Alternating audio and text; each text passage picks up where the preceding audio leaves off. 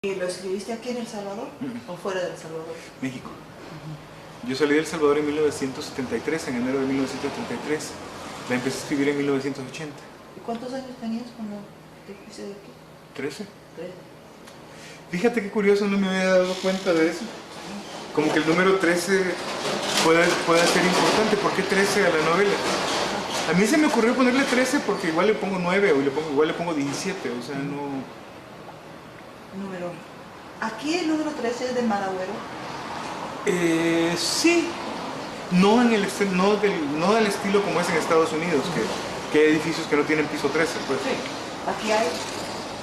Aquí no hay un edificio de 13 pisos, hay uno o dos. Habrá un par de... Que no llegan hasta 13. Sí, en México se ríen de eso. En México encuentra edificios de 40, 50 pisos y tienen su piso 13, pues. Y no hay problema de quedarse en un piso 13. No, 13 es un número primo, pues. Es un número cabalístico, es un número mágico. El 1, el 3, el 7, el 13 son números así como muy... el 17. Y me pareció que 13 además es un buen título para una novela, 13. Nada más. Y pues básicamente me he dedicado a escribir buena parte de mi vida. Y me gusta mucho mi oficio. ¿Y se le ocurren muchas ideas así para novelas o van saliendo uno por uno las ideas? Ahorita estoy escribiendo 3 novelas al mismo tiempo. A la misma vez. ¿Y no se confunde? No, lo que pasa es que una novela es un proceso de años. Hay una de las que estoy haciendo que tengo haciéndola de 1980. Bueno. Se llama Funeral. Nunca he hecho 6 o 7 versiones y ninguna me gustó. Entonces ahorita estoy en la versión que creo que ya es la definitiva. Espero terminarla en menos de un año, ya tenerla lista. Estoy escribiendo una que se llama Breve recuento de todas las cosas, que es lo más difícil que he escrito, muy difícil de escribir. No va a ser muy larga, va a tener unas 90 cuartillas, 80, 90 cuartillas a lo mucho. Pero es muy compleja la estructura, es muy rara, no tiene personaje, no tiene trama, no tiene historia. Y al mismo tiempo lo que hay son como fósiles de cosas que pasaron. Y lo que se cuenta en la historia son esos fósiles, pero no hay un desarrollo lógico. Ya todo terminó, ya todos están muertos, ya todo... Pero no en el sentido de que alguien recuerde, sino las cosas son como fotografías. Ya pasó, ya está muerto todo, es una historia que no tiene chiste, es un personaje aburrido, y hasta medio tontos, pero es una historia, pero es muy fuerte también, es una novela muy fuerte. Entonces ahí más bien se recurre a otros recursos, sí. Hay que utilizar otros recursos, como es importante que el hilo conductor no sea la historia, que es como se supone que debe ser, sino el lenguaje. Entonces, a partir de estructuras del lenguaje se va dando la impresión de que existe un personaje, de que existe una trama y de que existe una historia. Es muy difícil. Y las otras 2 novelas las estoy escribiendo para aclararme las estructuras. Una de ellas, que es Manera de morir, la novela policial, es muy sencilla, va de principio a fin. Todo es una novela muy plana. Tipo Los años marchitos o tipo... Que tiene su chiste, tiene su encanto técnico, pues tiene su cosa bonita o su cosa novedosa, pero es básicamente una historia que empieza en el principio y termina en el final. Luego viene la otra novela, Funeral. Es una estructura mucho más compleja, personajes más complejos que están contando cosas que pasaron hace muchos años, y a medida que cuentan las cosas, vuelven a ocurrir otra vez. Son voces colectivas, habla el pueblo.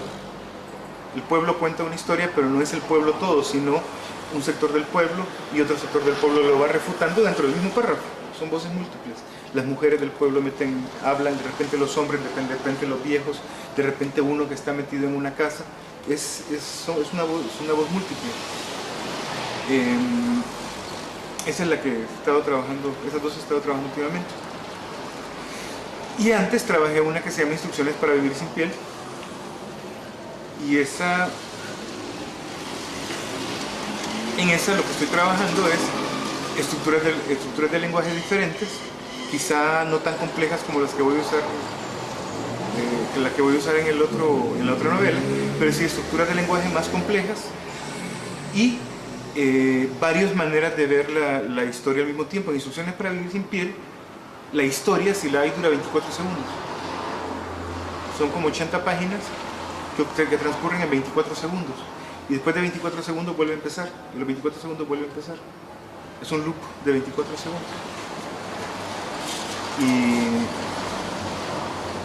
Y hay varios planos. El tipo está en el infierno, pero está en varios infiernos al mismo tiempo. Hay una voz colectiva, ahí es donde vino la idea de la voz colectiva.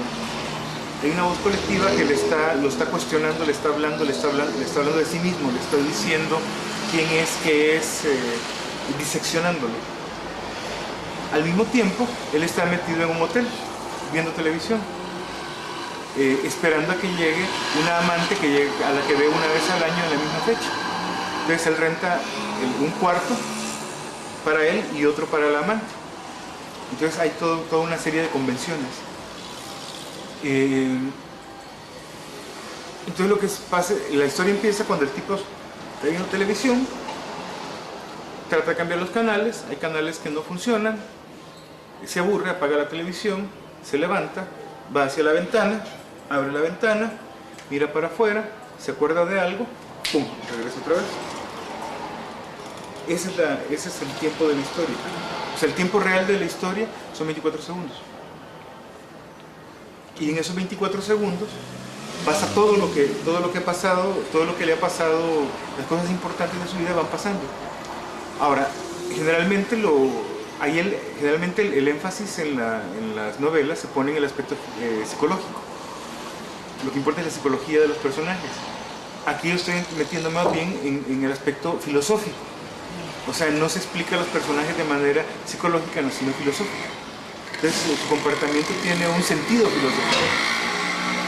Y el tipo es malo, el tipo es Judas, el tipo cometió la peor traición que pueda cometer alguien. Y por eso está en ese infierno. Y al mismo tiempo esa cita se da en el aniversario de que él entregó a la policía a la mujer de la que estaba enamorado. Entonces es toda una cosa muy compleja, llena, son muchas historias al mismo tiempo. También es una sola historia, pero visto desde muchos ángulos al mismo tiempo. Es como un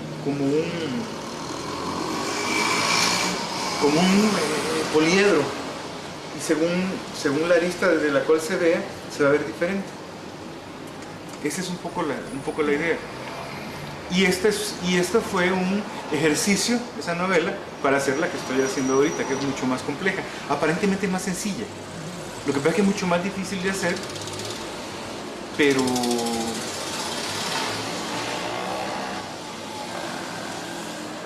requiere de mucha más técnica, digamos, mucha más maestría.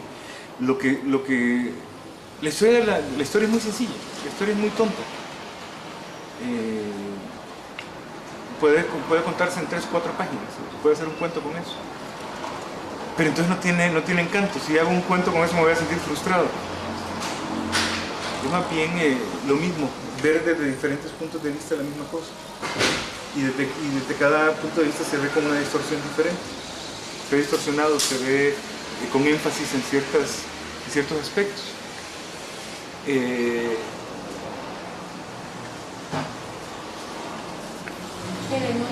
Muchas gracias. Entonces, eso es.